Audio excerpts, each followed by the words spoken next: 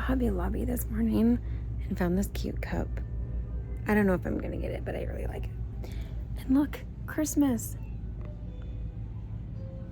I can't believe they have Christmas and 50% off. This is like way too early. It's still September. What the heck? Why? I don't get it. These are cute though. But it's too early. So I'm trying out this new thing here. We'll see if this works. But I wanted to say, and maybe I don't know how many people might agree with me on this, but I was listening to this podcast and they were talking about both women have only boys. One has one boy and one has four. And the one that has four was like, yeah, all my kids know about like periods and tampons and stuff. And basically like her child, her oldest child is 13 and her youngest is like 2. So she's like, well, my 4-year-old might not really know so well about that kind of stuff. Like he knows that it happens, but I think he still thinks that it comes out of my butt instead of my vajayjay. Anyway, and then the other woman that only has one son who's also about 10, 11, she's like, nope, he doesn't really know about them at all. And the only time, like when we went and got tampons that he was with me, he asked me what they were, and I just said, oh, they're a mommy thing. And he said, oh, like your mommy drinks, which she was talking about like her Trulies or whatever.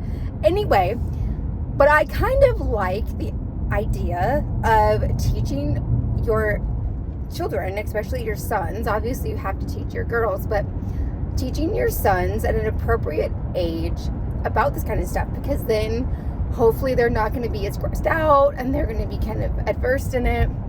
And I think like that's going to help them in the long run with whatever relationship they end up in, right? And so I think that it's a great idea. Now maybe I am like the only person that might agree with this, but I love this. And actually I don't know if like, I think Kyle kind of grew up in a way where he knew about that kind of stuff too. And so, I mean, for him, it doesn't gross him out and stuff. It's just kind of nice, you know, to not have to like explain things to somebody, especially your spouse or your boyfriend or whatever. And so, yeah, I think that it's a great idea to be teaching kids, like, and I do think that like there needs to be a fine line of where like you teach them at a certain age, but I think that they should know about that kind of stuff. So if you have anything to add to that, comment below. But anyway, I am on my way to Walmart. I need a few things. We need a new pan because our pan was so disgusting, and it was just like I couldn't get it off. So we're gonna get a new pan. I have some pills to pick up, and then a couple chores to do at the house. But other than that, it is just a Tuesday afternoon, which, by the way, I'm not at work because, well, I did not renew my CPR and first aid license like I was supposed to.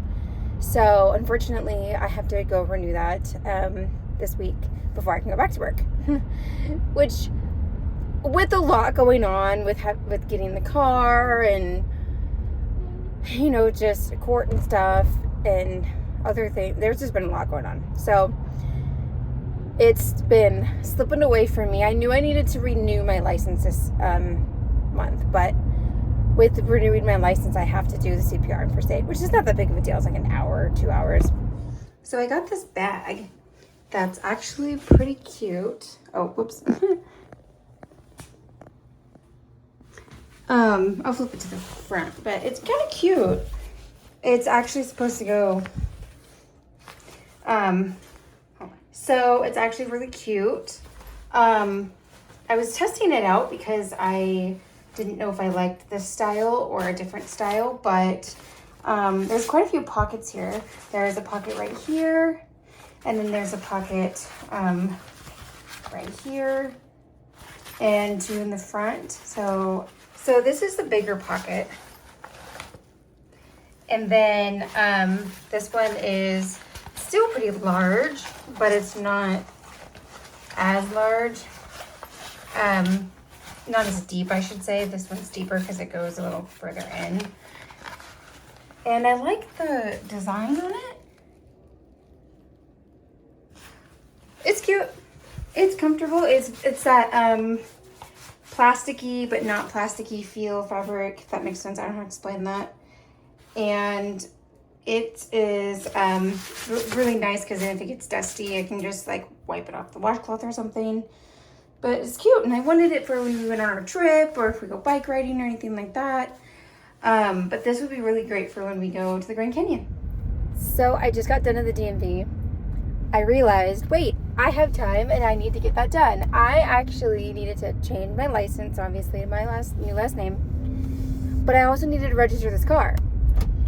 I've always said, and I will always say this, that paying for a registration is stupid, and I think it's the government's way of just having extra money. I understand like paying for the license plates, which are good every 10 years. And I understand like if you want to get those little symbols on there so you can like donate to whatever cause or whatever.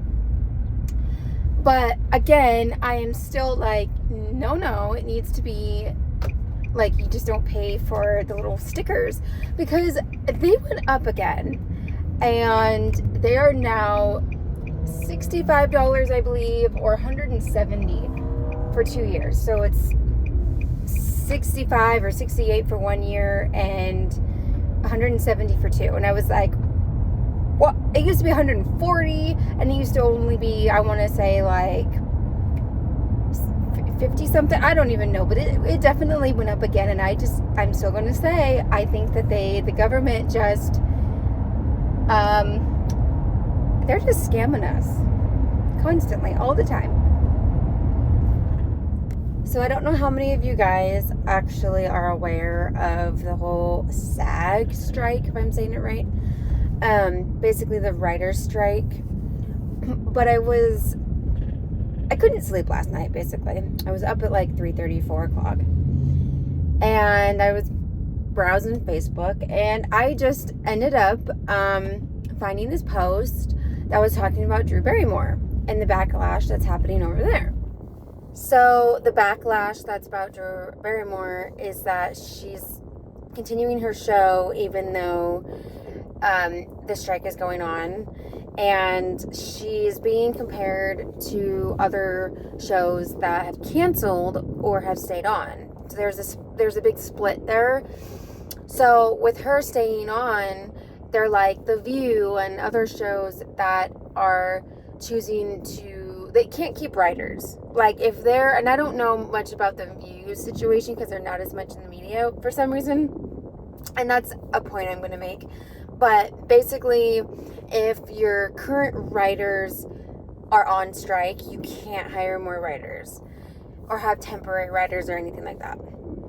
Because that's kind of like would go against SAG guidelines.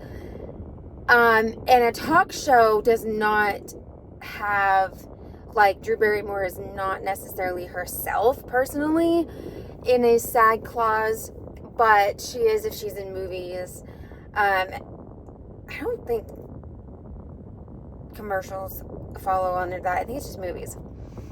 But basically, the bottom line is that she's choosing to keep her show open without writers. And a lot of people are saying, oh, Drew Barrymore can't even do her show without writers. She just is not that talented, and yada, yada. And then there's a lot of people who are like, well, she should be doing what Kelly Clarkson is doing, where Kelly is keeping her show stagnant, even though she was already planning on moving it from LA to New York. And that could possibly be a reason to why she was able to do that. I don't know what's the right or wrong answer here. I don't know that there is one, because Kelly is also paying all of her employees salary wage in order to keep afloat, so that way she could still have all those people when she's up and running again. And Drew Barrymore, even if she says, oh, well, that's what I'm doing is I'm paying all of their wages by keeping the show going. There's also, you have to think about the views too. There are probably quite a few people that are in stance with Kelly and agree with Kelly and would come back when her show is going to be back on. But also, we don't know how long this strike is going to be. And with that being said, Kelly is risking her show not even coming back by her doing that. Because the hiatus might just possibly be long enough that she just can't get it up and running again. And I don't know whether that's Drew Barrymore's thought or anything. I know that Drew Barrymore, people had said on this thread that Drew Barrymore has kind of been told, and I don't know by who, but has been told that a lot of people, or told by a lot of people that she shouldn't be doing the show, and that it is wrong because it is, a lot of people are saying that she's backstabbing by doing that.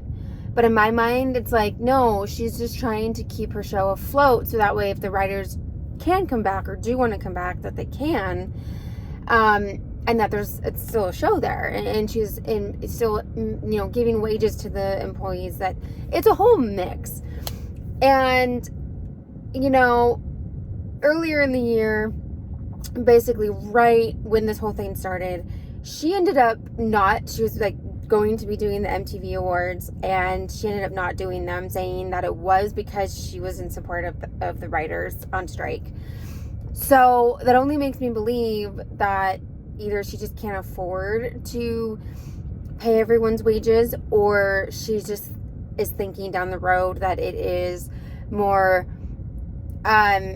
economical to keep it going instead of hoping that it can come back.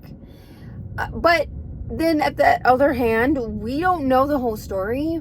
And that's what I said on the post. I did actually comment, and I don't usually comment on posts, but this Ashley girl was like the one that was being attacked on her post. And I was just kind of like, as reading this whole entire thread, every single one of them, I'm like, I don't understand what the problem is with these people and why there's so much controversy with Drew Barrymore and not other shows that are staying open like she is. Why is it Drew Barrymore? And that is what I don't understand. And I think it's kind of ridiculous. Not necessarily the SAG protest. Like, I'm all for protesting, right? I'm not here or there for unions and protesting and stuff, but I'm like, you want to protest? Go ahead. But with that being said, I have a hard time when it comes to issues like these. I have a hard time with having a stance on something, and not that this is something you should be having a stance on. Because here's the thing, like, SAG writers are on everything. They're on commercials, they're on talk shows, movies, they're on advertisement, like they're just on a lot of stuff. And so it's affecting a lot of things. And I even said on there, I was like, but what if all the writers, all of them, which is most of them now, strike, but then all of the people like actors and Drew Barrymore and stuff choose to not make movies or TV shows or and talk shows. I think TV shows and talk shows would be more at a loss than movies, because it can be easy for whatever production you have, like CBS, ABC, Fox, like whatever network, to just say, nope, we're not going to bring your show back. And shows constantly all the time. Like I actually recently had a show that I loved and I was watching, and they didn't know until like 3 days before it was going to air that they weren't coming back. And so at any moment in time, they can just cancel like that on you. But anyway, I don't need to make this longer than it is for this. I just, was up for an hour reading a thread and commenting on it. So I'm like, why not talk about it? And I'm curious to know like what your guys' thoughts are on it. Just because it's affecting a lot of people Now, not maybe you and me, but it is affecting a lot of people. And eventually, if this becomes something so bad, it will affect you and me, just because it will affect the way that we have TV. Yeah, I just want to know what you guys think about that, because it is such a weird situation, I guess. On another note, I was able to talk today about this this morning, because I'm waiting for Kohl's to open up. But it's because I ended up getting this, as I explained, and I love it. I do. Like, I'm totally in love with it, but I have to return it because I don't know if you can see this here. I'm going to show you, but this is like not even on here. Like, it's supposed to be where that, seam line is, and it's like not even. So Amazon is giving me another one, and hopefully it doesn't come back like that. This is a brand that is, I never purchased from it before, but it is a well-known brand. Like, it's in Cabela's, it's in REI, and I just found out, though, by looking them up, that they're from Seattle, which is kind of cool. But anyway, so I don't know why that one happened to be made like that, but it was. So hopefully the next one will be a-okay. But yeah, I think that's all I'm going to do. Maybe get some coffee, some breakfast, and then I'm going to chill for a little bit at home. And it's probably going to be my whole day.